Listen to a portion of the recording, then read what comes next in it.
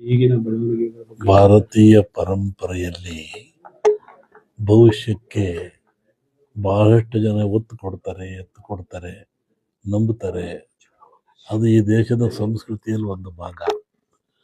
ವಿಶೇಷವಾಗಿ ಸಂಕ್ರಾಂತಿಯಲ್ಲಿ ಒಂದು ಜ್ಯೋತಿಷ್ ಭವಿಷ್ಯ ಬರ್ತದೆ, ಇನ್ನೊಂದು ಯುಗಾದಿ ನಂತರ ಬರ್ತದೆ.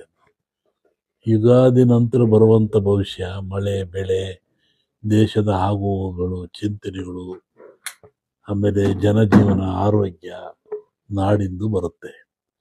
ಸಂಕ್ರಾಂತಿಯಲ್ಲಿ ಬರುವಂಥದ್ದು ಯಾವುದು ಅಂದರೆ, ಹಿಂದೆ ಹಡಗಿನ ವ್ಯಾಪಾರ ಮಾಡ್ತಿರ್ತದ್ರು ನೋಡು, ವ್ಯಾಪಾರಸ್ಥರುಗಳಿಗೆ, ರಾಜರುಗಳಿಗೆ, ದೊರೆಗಳಿಗೆ, ಪಾಳ್ಯಗಾರರಿಗೆ, ಹಿಂದೆ ಆಡ್ತಿದ್ರಲ್ಲ, ಅವರಿಗೆ ಈ ಸಂಕ್ರಾಂತಿ ಪರದಲ್ಲಿ ಬರ್ತದೆ.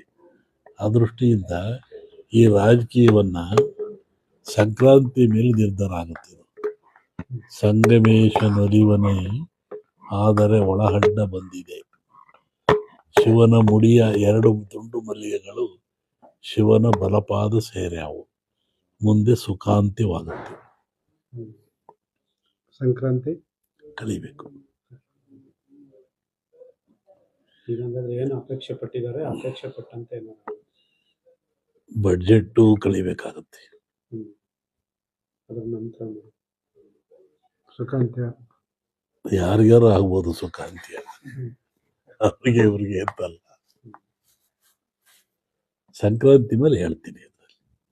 ಈಗ ಮಾತು ಕೊಟ್ಟಿದ್ದಾರೆ ಅಂತ ಕೆಲವರು ಹೇಳ್ತಾರೆ, ಮಾತಿನಂತೆ ಏನಾದ್ರು ನಡೆಯುತ್ತೆ, ಹೈಕಮಾಂಡ್ ಏನಾದ್ರು ಮಧ್ಯಪ್ರವೇಶ ಅವ್ರು ಹೇಳ್ದಂಗೆ ಏನು?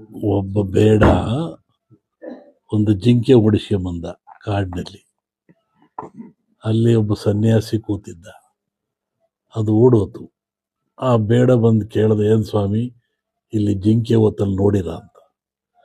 ಅದಕ್ಕೆ ಸ್ವಾಮಿ ಹೇಳ್ದ, ಹೇಳಿ ಕೇಳಿ ಸನ್ಯಾಸಿ, ಓತು ಅಂದರೆ ಸಾಯಿಸ್ಬಿಡ್ತಾನೆ, ಹೋಗಲಿಲ್ಲ ಅಂದರೆ ಅದನ್ನು ಸನ್ಯಾಸಕ್ಕೆ ಅಪಮಾನ ಬರುತ್ತೆ, ಸುಳ್ಳು ಹೇಳ್ದಂಗೆ ಆಗ್ತದೆ. ಅದಕ್ಕೆ ಅವನು ಹೇಳ್ದ, ಯಾವ್ದು ನೋಡ್ತು ಅದು ಮಾತಾಡಲ್ಲ, ಯಾವುದು ಮಾತಾಡುತ್ತೋ ಅದು ನೋಡಲಿಲ್ಲ ನಾನೇ ಮಾಡೋಣಪ್ಪ. ಕಣ್ಣು ನೋಡ್ತು ಅದು ಮಾತಾಡಲ್ಲ, ನ್ಯಾಲಿಗೆ ನೋಡಲಿಲ್ಲ ಮಾತಾಡುತ್ತೆ, ಅಷ್ಟೇ ಇದರ ಅರ್ಥ.